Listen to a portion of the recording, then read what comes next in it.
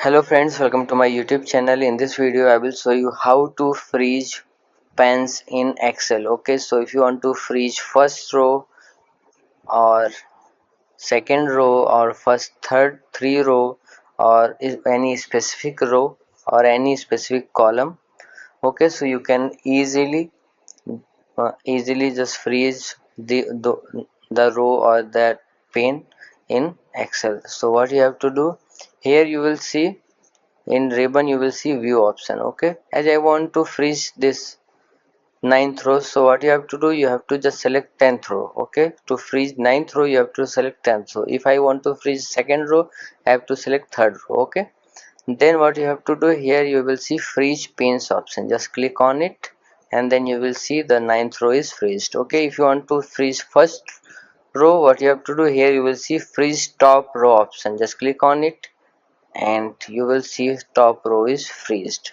Okay, if you want to freeze first column, here you will see option, just click on it and you will see first column is freeze. If you want to freeze, if I want to freeze this C column, okay, so you have to select D column, then here you have to just freeze and you will see this C column is freezed. Okay, here you will see hide option, you can hide also. So like this you can do all these things.